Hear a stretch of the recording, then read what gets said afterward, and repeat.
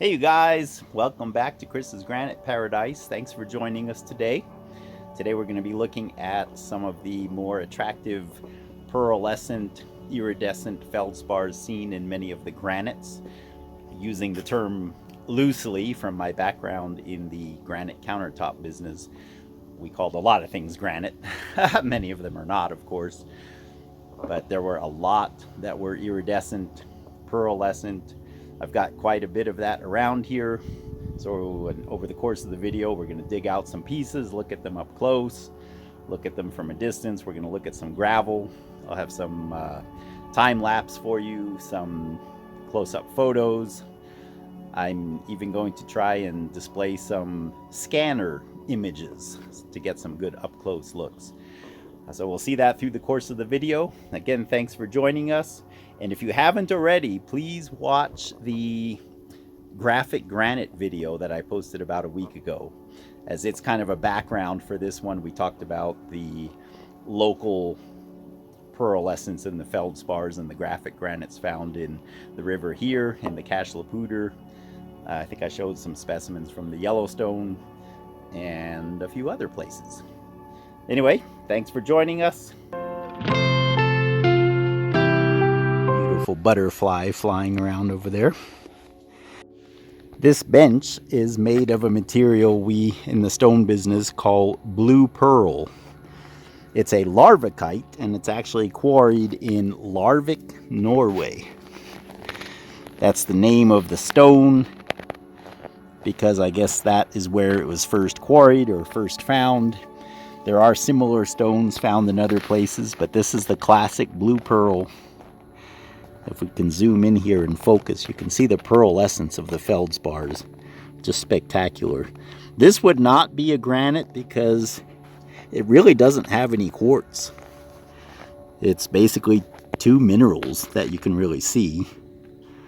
The black is most likely biotite, is what I'm guessing, because it sparkles a little bit. Some of them sparkle red. Then of course the blue is the feldspar. Very nice pearlescence. This was one of the first stones I ever came across in the granite business that I just fell in love with, for obvious reasons.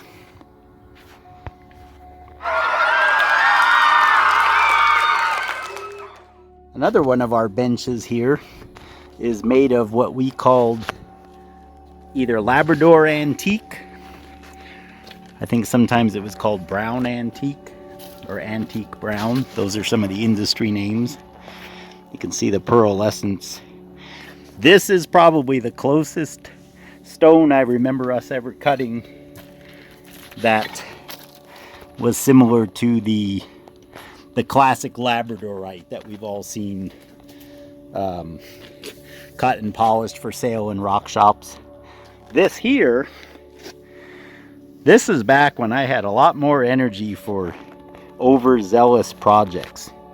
We had some slabs of Labrador antique that had just a tremendous amount of pearlescence. And so what I did is I took a tile saw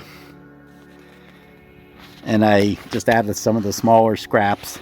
I cut these pieces and then cut them thin, and I glued them with epoxy to another sink cutout that I just happened to have around. If you look on the edge, you can see how thin I actually cut those Labradorite slabs. And I glued them on here and polished the whole thing down. But just depending on how you look at it, just a tremendous amount of pearlescence. Really nice stuff. I hope these colors are showing up for you. Anyway, that's my take on Labrador antique. Look at some of those patterns.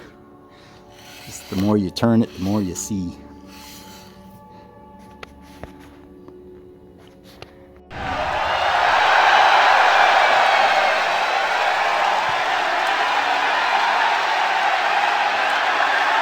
So I've got a little patch of the Labrador antique in gravel form here, but as you can see, it's still the summer season, And we kind of like to max out our flowers because for most of the year it's very sterile back here.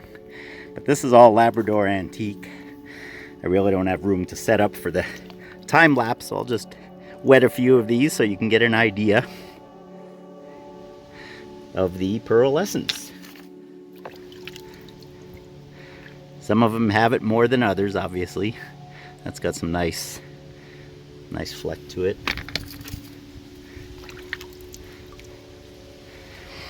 What I've thought about the feldspars in these materials is that every single feldspar pearlesces. It's not like there's only a few that do. It's just that on any given surface, the crystal has to be facing the right way. So oftentimes it's just a matter of turning them until you get the right angle, if that makes sense. And sometimes all the crystals are facing the wrong way compared to how it's broken. There's a fleck there on the, it barely hits it on the edge.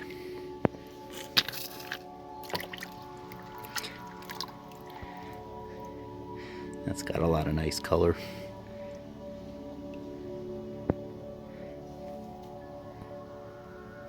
I just saw a big shine. One thing I do want to mention about obviously our slabs, they're polished on one side. This is the polished side. Then we have the broken faces. And then there's the back. And the back is very rough because it's sawn most of the time with a wire saw or a water jet, things of that nature. So if you were to find these in the river, it would probably look more like this. It does have some pearlescence, but you're likely to only see it when it's wet. Over here we have the bench made of emerald pearl, which is similar to blue pearl. In fact, if I understand right, it's quarried in the same area of Norway. And the difference being that it's almost black, and the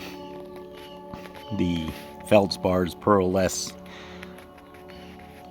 basically a greenish emerald looking color, and hence the name. Let's try to zoom.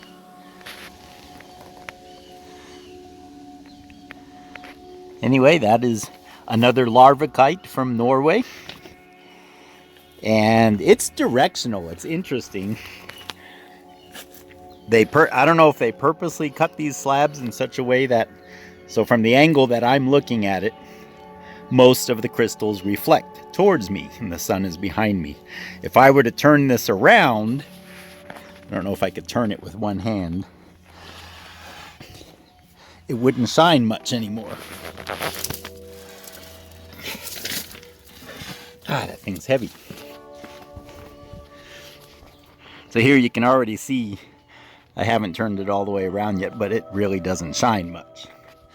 So it's when we would install this in the house, sorry, I'm shaking. I'm holding the phone with one hand and turning this with the other. When we would install this in the house, we would have to be very careful that we got the grain going the right way.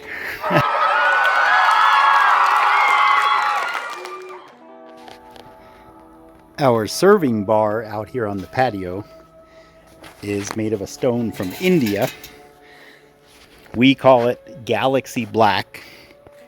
I'm really not sure what it would be in terms of stone, in terms of rock type.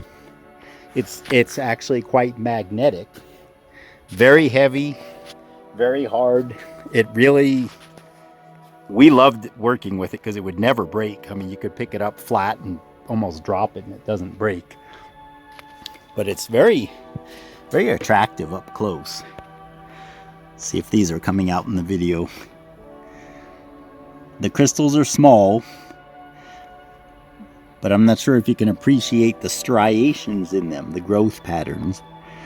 And I'm assuming those are the feldspars. Those of you more scientifically minded probably know what kind of feldspars as one to another. To me, they're just all feldspar. Let's get it wet. Maybe it'll show a little better.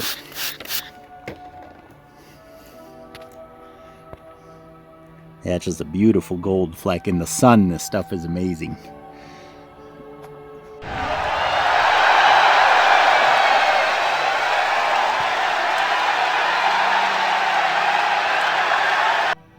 Alright, I'm hoping the reflection of the sun isn't too much of a glare. This is basically a pegmatite version of the Galaxy Black. I mean, it's not. This is from Brazil, and this had a different name. But it's a very similar color to the Galaxy Black bar table that I showed you. Only the crystals, as you can see compared to my hand, are gigantic. And they really have an amazing sheen, or pearlescence.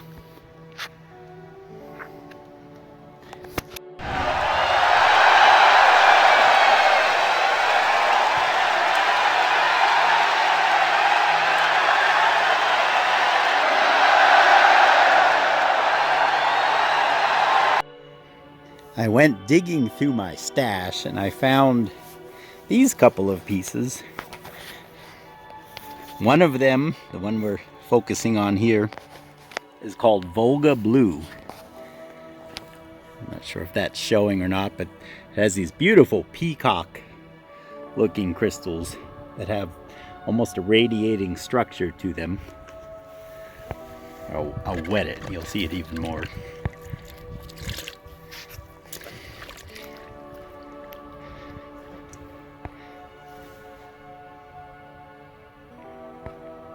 There's a nice bright one there.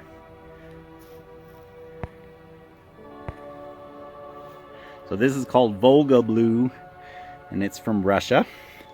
Then this other one is also from Russia. And I put them side by side because they're very similar. You could hardly tell them apart, other than that the crystals in the near one are much larger. This other one is called Blue Polari. If I can get out of the light. And its crystals are a little smaller, and they're just a vibrant blue. They don't really have any of the green. So these are a couple of other interesting specimens of the variety that can be found in, I guess I shouldn't use the term granite as much as I want to use the term granite. Plutonic igneous rocks. Let's just say it that way.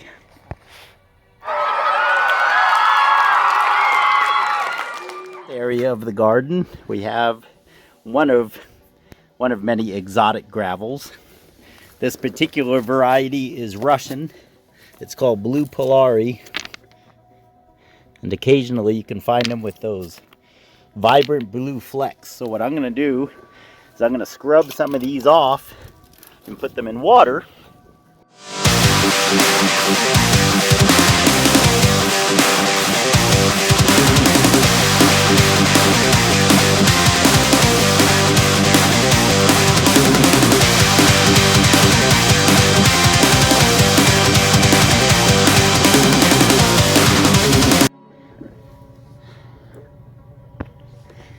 Okay, let's see what we got. We're starting to lose our sun here. You can see into the water. You see, these have beautiful blues. You just got to kind of turn them until you hit the right angle.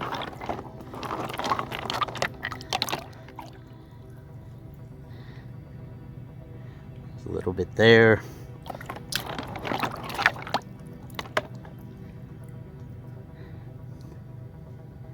That one's got some of the gold.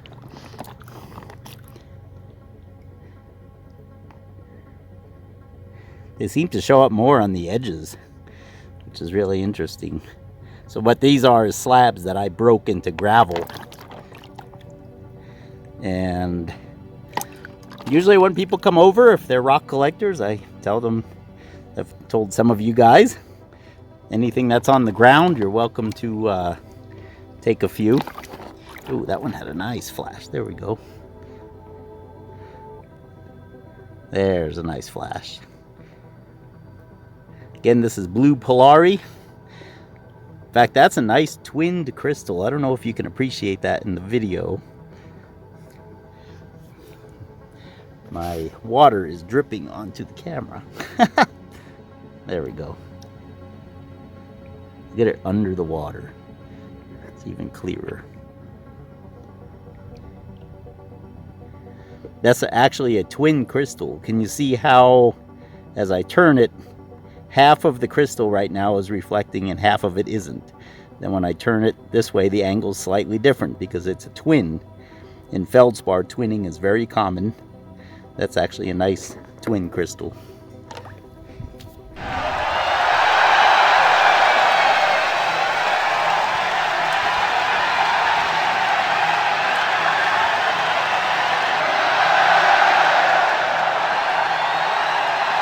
This is one of the materials I don't remember the name of.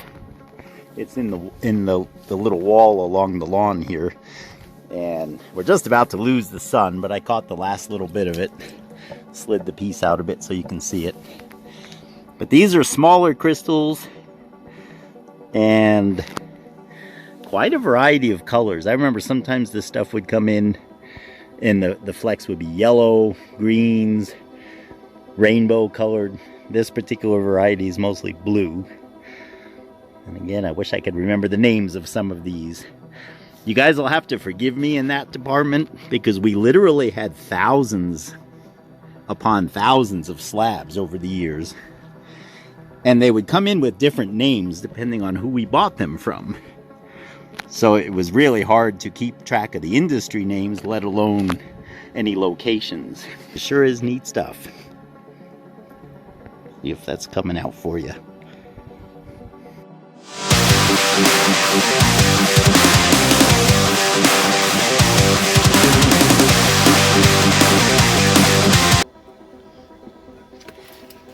Alright, this is a smaller grained material. It's the last one we looked at on the wall over there. And I think I remember mentioning to you that sometimes it's this blue variety. Lots of fleck when they're under the water. Not sure how much of that shows in the video. There we go. And then there's the more gold variety. And I don't have any bigger pieces of these. I think there wasn't much scrap, or I don't remember what happened. But they're really nice looking material. Kind of a golder, greenish fleck.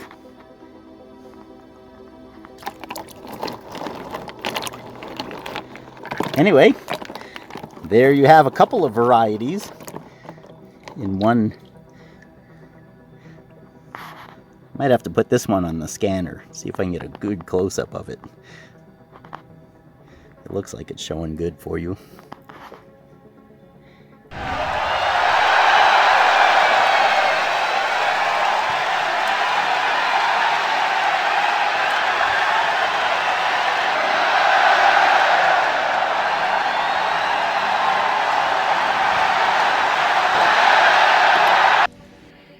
And we'll close this video out with just a brief comment about muscovite mica.